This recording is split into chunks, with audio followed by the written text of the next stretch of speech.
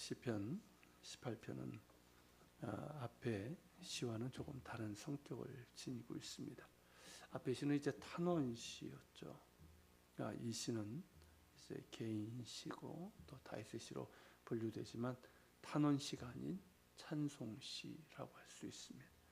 표제를 보면 히브리 성경에는 이제 표제가 1절에 포함되어 있는데 이 표제가 다윗이 이 시를 어떠한 상황 가운데서 썼는지를 우리에게 보여주고 있습니다.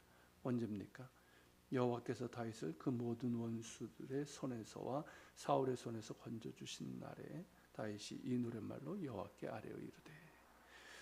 우리는 이 상황에 대해서 알고 있습니다. 다윗이 사울과 그의 대적들에게서 쫓겨다니던 그 고통스러웠던 상황을 잘 알고 있습니다. 다윗이 하나님께서 사울과 대적들의 손에서 건져주신 날에 찬양했던 시라는 것이죠. 얼마나 감격적이었을까요? 또 얼마나 기쁘고 감사했을까요? 이리저리 쫓겨다니고 광야로 숨어 다니고 그가 고백하는 것처럼 사망의 음침한 골짜기를 다니는 그런 시간 속에서 그래도 하나님을 바라보고 하나님을 의지하고 하나님을 예배하며 인내함으로 살아온 다윗이었습니다. 그런 그였기에 그 기쁨과 감격과 감사는 이루 말할 수 없었습니다. 아마도 그 자신이 하프를 연주하면서 감사와 기쁨이 넘치는 목소리로 그를 따르던 무리들과 함께 이 찬양을 불렀을 겁니다. 우리도 이 시간 다윗의 이러한 상황과 심경을 이해하고 느끼면서 이 시를 보았으면 합니다. 다윗은 역시 상황에 맞게 또한 그의 감격과 기쁨이 넘치는 마음을 담아 첫 구절부터 하나님을 찬양하고 있습니다. 나의 힘이신 여호와여, 내가 주를 사랑하나이다. 이에 얼마나 뜨겁고 힘찬 찬양입니까? 나의 힘이신 여호와여, 내가 주를 사랑하나이다. 이 한 구절에 그의 마음과 믿음이 담겨져 있습니다.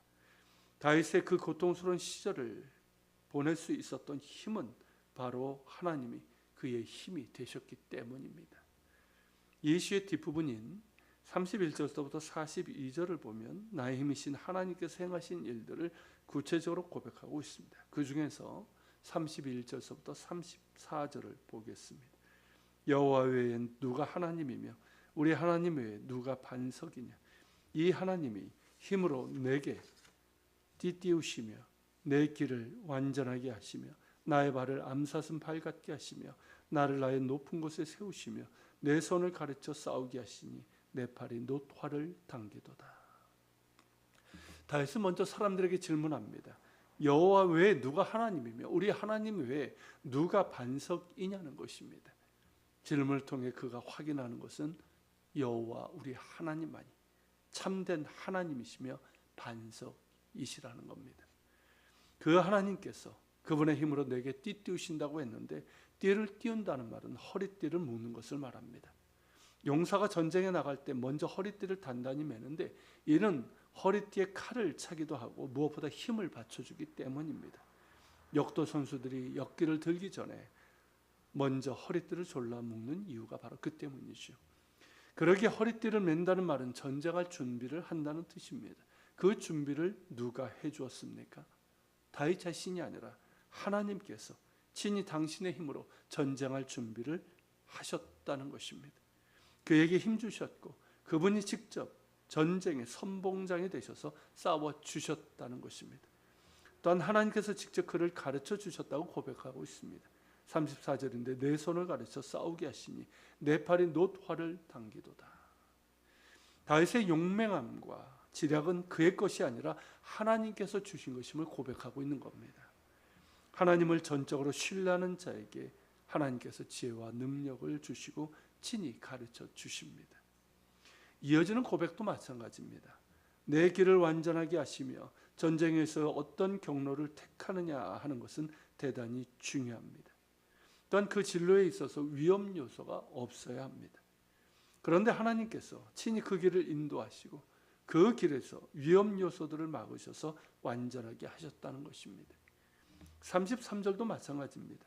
나의 발을 암사슴 발 같게 하시며 나를 나의 높은 곳에 세우셨다라고 했는데 이 암사슴은 이제 히브리어로 야엘이라고 하는 그런 이제 우리나라에 있는 사슴과는 다른 아이벡스 비슷한 그런 이제 사슴인데 이스라엘 광야에서 쉽게 볼 수 있는 야생 동물입니다. 이 사슴은 광야에 깎아지른 듯한 절벽을 능숙하게 타고 다닙니다. 이스라엘에 있을 때 네게브 광야의 한 골짜기에서 이 사슴을 본 적이 있는데 정말 감탄을 했습니다. 저는 높은 곳에 있었고 아래쪽에 사슴이 절벽을 타고 있었습니다. 발 하나 놓기 힘든 그런 곳을 쉽게 다니며 심지어 뛰어다니는 겁니다. 그렇게 먹이를 찾고 산 위를 오릅니다. 다윗은 광야를 보면서 이 사슴을 많이 봤습니다. 그냥 보기에는 연약해 보이는 사슴인데 그 발의 힘은 대단하고 민첩했습니다. 그 위험한 절벽을 아무런 꺼리낌 없이 뛰어다니고 결국에는 높은 산 위에 오르는 그런 모습을 보았습니다. 도대체 그 힘이 어디서 나는 걸까? 다윗은 그런 생각을 했을 겁니다. 그런데 자신에게 하나님께서 그러한 힘과 능력을 주셨다는 것입니다. 자신은 연약하고 무지하고 무능하지만 하나님께서 나의 힘이 되셔서 나의 발을 암사슴의 발처럼 힘있게 하시고 그래서 위험천만한 절벽의 사망에서도 아무런 두려움 없이 뛰어다니게 하시고 힘을 주셔서 결국에는 높은 산 위에 오르게 하셨다는 것입니다.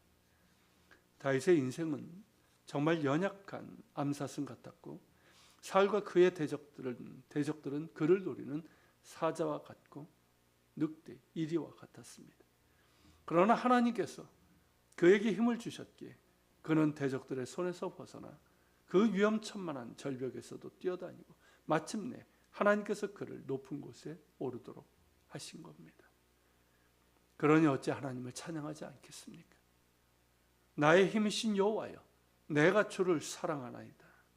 그의 눈물의 고백이며 진심에서 우러나오는 감사의 고백입니다.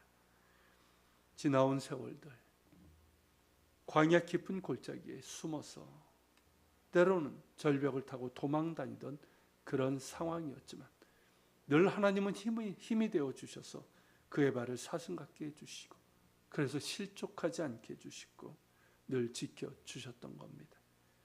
이제 모든 위험이 사라져 이스라엘의 왕이 되었지만 그것은 결코 자신의 능력도 아니고 자신을 따르던 군대의 힘에 의해서가 아니라 나의 발을 사슴과 같게 하사 나로 나의 높은 곳에 다니게 하신 하나님의 은혜임을 고백하며 감사 찬양을 하고 있는 겁니다.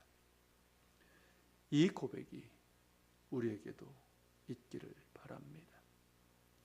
나의 힘이신 여호와여, 내가 주를 사랑하나이다.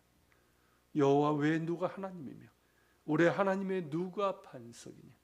이 하나님이 힘으로 내게 띠띠우시고 내 길을 완전하게 하시며 나의 발을 암사슴 발 같게 하시며 나를 나의 높은 곳에 세우시며 내 손을 가르쳐 싸우게 하시니 내 팔이 노토화를 당기도다. 어떤 상황에서도 하나님을 믿으며 그분께서 원하시는 길을 갔던 복 있는 사람, 다윗에게 주신 은혜입니다.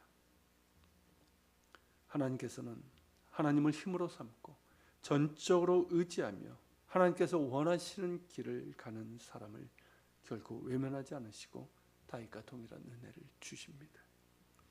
다윗과 같은 믿음이 우리에게 있기를 바라고 다윗에게 주셨던 힘과 능력이 되시는 은혜가 우리 모두에게도 동일하게 임할 수 있기를 축복합니다.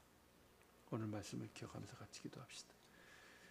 하나님, 우리가 다윗의 찬양을 그 고백을 듣습니다.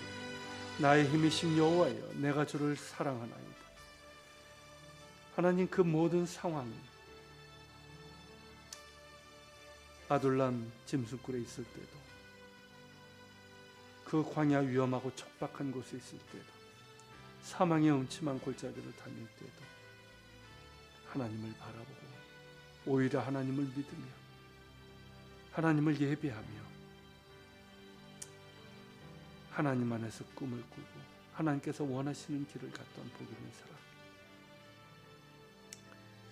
하나님께서 붙들어 주신 그 은혜에 대한 감사의 고백입니다. 하나님, 그런 믿음이 우리에게 있게 하소서.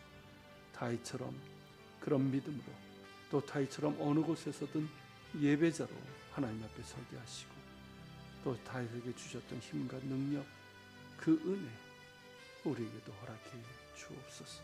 같이 기도하며 주님 앞에 나갑시다.